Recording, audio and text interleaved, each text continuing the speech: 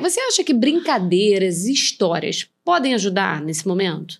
Sim, porque a linguagem da criança é muito lúdica, né? A gente, até na psicologia infantil, a gente trabalha muito com coisas lúdicas, jogos, histórias, brincadeiras, desenhos, né? Porque essa é a linguagem principal da criança. Então, se a criança ouvir uma historinha de encorajamento no dentista ou no médico, né? Se a gente faz uma brincadeira ali com ela para quebrar esse gelo, esse medo, isso torna um clima ali mais agradável, né? Deixa o ambiente mais a carinha dela.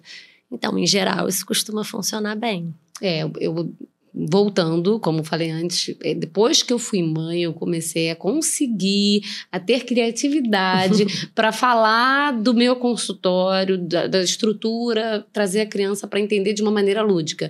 Mas, sem sombra de dúvida, eles ficam mais curiosos. Simples acender o foco, né? Vamos fazer mágica. E não tem criança assistindo isso. É tudo no pedal, né? Vai, sim, salabinha. E a gente acende, a criança acha que ela fez uma mágica. Então, é tentar trazer para o lúdico. Eu tento fazer isso muito lá no consultório.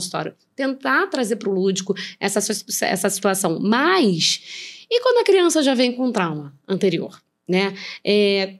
Psicologicamente, o que a gente pode fazer para ajudar essa criança a passar novamente por esse procedimento depois de um trauma?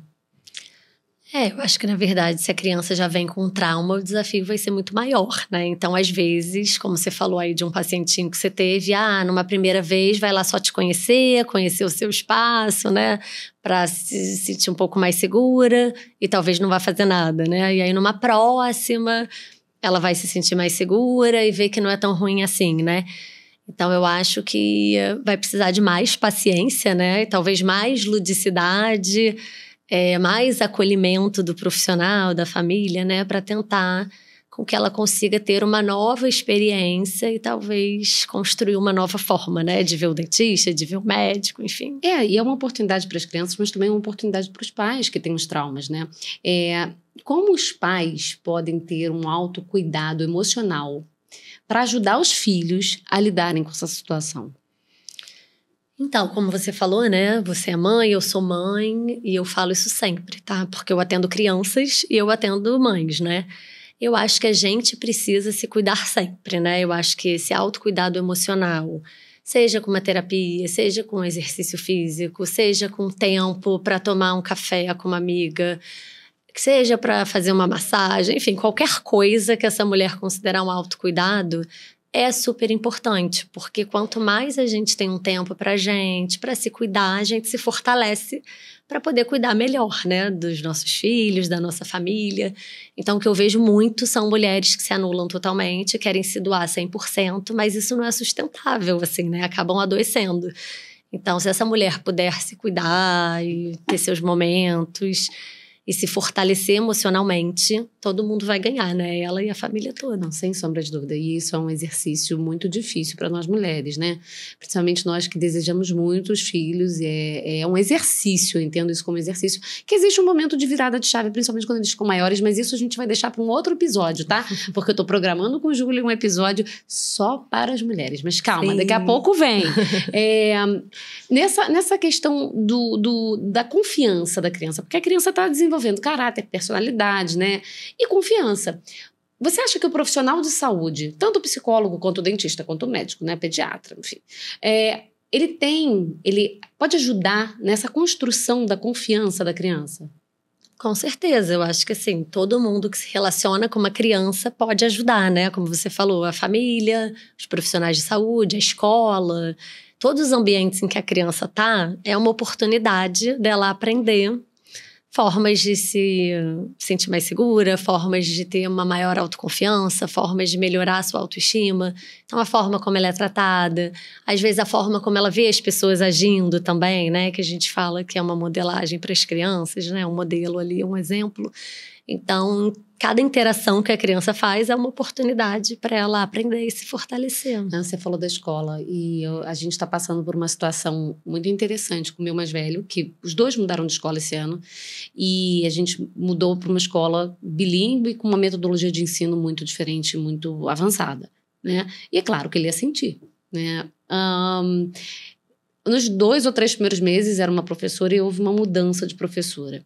E eu consigo perceber, inclusive hoje tive uma reunião com a escola, e essa professora estava presente, eu agradeci muito, elogiei muito, porque é isso. Ela está ajudando o meu mais velho com atenção e carinho a desenvolver autoestima e confiança nele mesmo. Então, assim, a gente está falando de procedimento de saúde, de profissional da área de saúde, mas a criança, em todos os ambientes que ela frequenta, são oportunidades, né? E agora ele, nessa última prova que teve, já com essa professora, com esse olhar um pouco mais atento e ajudando ele, ela muitas vezes, algumas pessoas podem achar que está expondo, né? Mas em algumas situações ele estava com preguiça de desenvolver um texto, e aí ela pede para a turma inteira bater palma, vamos, você consegue, aí ele sai de 3 linhas e escreve 10, né? E a gente hoje em dia tem, né, essa coisa do coach e tal, a gente sabe desse estímulo, e é impressionante como um profissional desse na vida de uma criança, eu tô vendo isso na minha casa, pode fazer total diferença, né? Na construção do caráter, da personalidade, mas da confiança, da autoestima da criança. É muito interessante, eu tô passando por isso. Tomara que essa professora, sem querer, ajude na vacina também, né? Porque ela tá ajudando no quesito ali da educação, da escola, mas a vacina é uma coisa que a gente tá precisando vencer lá em casa. Eu ainda vou ter uma conversa depois aqui off-label com a doutora Júlia, para entender uma maneira de eu desmistificar isso com o meu mais velho, porque tá difícil, viu? Existe um conselho que você possa dar para os pais e cuidadores sobre como lidar e agir para ajudar as crianças, porque a gente também tem que se colocar no lugar de ajudar aquele indivíduo que a gente colocou no mundo, né? Mas de ajudar ele a passar por todas essas coisas de procedimentos médicos, né, que vão existir na vida. Então, uma dica sua, e de repente até dica de curso, de livros seus, por exemplo, que você possa indicar para os pais e para os cuidadores, para ajudar nesse caminho aí que a gente tem para seguir com as crianças. Então, eu acho que assim, os pais, mães, cuidadores hoje ficam um pouco perdidos com muita informação, né? Eu acho que essa coisa de internet, rede social, onde ter muita informação é muito bom, por um lado, que os pais estão mais preparados hoje em dia, né? Sim. Mas, por outro lado, os pais ficam muito confusos. Então, em geral, o que eu costumo falar é para se conectar com o filho, com a criança, porque a gente que tem 2 filhos, né? A gente sabe que, às vezes, a criança é diferente, a forma da gente intervir vai ser diferente, sim, cada um vai ter uma necessidade específica, né? Sim. De reforçamento, de encorajamento. Então, assim, mais do que essas fórmulas prontas, né? Eu acho que a gente se conectar com aquela criança que está ali, né? Como que ela age em situações que ela tem dificuldade? Como que ela age em situações de medo? O que ela está precisando naquele momento? É isso? É de uma postura mais firme para encorajar? É uma mão, um abraço, né? O que cada criança está precisando a cada momento? Então, assim, acho que a gente também vive um mundo muito corrido, que às vezes a gente quer a resposta pronta, a gente quer ajudar, como você falou, né? Quer botar o filho no potinho, mas... Por outro lado, o mundo tá aí, as crianças precisam se desenvolver, se fortalecer, e às vezes também se a gente super protege demais, não tá ajudando, né? A gente precisa deixar eles passarem experiências que vão ser frustrados, que vão ter medo, para depois se fortalecer, né? Então, eu acho que a gente tá a todo momento presente, e eu brinco com pacientes, assim, né, ou com mães, quando são as crianças que eu atendo, a gente está o tempo inteiro se atualizando e atualizando o nosso filho, né? Sim. Porque eles mudam o tempo todo. Então é isso, tomava vacina ótima, agora não toma. Ia no dentista super bem, daqui a pouco não vai, enfim, né? Ou então, morria de medo, agora foi maravilhoso. Sim. Então, assim, a cada momento eles estão crescendo e a gente precisa estar ali atento sempre. Qual a necessidade, de que forma eu posso ajudar, pra gente fazer o nosso melhor, né? Mas eu acho que de repente é exatamente sobre isso, é sobre se conectar, né? Você falou, nós temos 2 filhos e eles funcionam diferentes. A gente muitas vezes, quando tem um filho só e vai ter outro, a gente acha que a gente já sabe tudo, já tem PhD em criança. Tem um, vou tirar de letra o segundo. A gestação é diferente. A criança é diferente. O que funciona com um não funciona com o outro, não só no sentido de comida, de remédio, mas também no sentido de como orientar. De um precisa de colo, o outro precisa de uma palavra mais forte. Então, eu acho que as mulheres hoje em dia sentem muita dificuldade, ainda mais que as mulheres hoje estão no mercado de trabalho, né, Júlia? As mulheres já começam se sentindo culpadas, né? Pelo simples fato de não estar em casa, de precisar ir para a rua trabalhar também, né? Muitas até trabalham em casa, tem uma amiga que trabalha em casa, mas o filho reclama. Porque ela tá em casa, mas ela não me dá atenção. Fala horrores pra psicóloga, tá? Ela me conta, fala, ele falou isso pra psicóloga, parece que eu não dou atenção pra ele.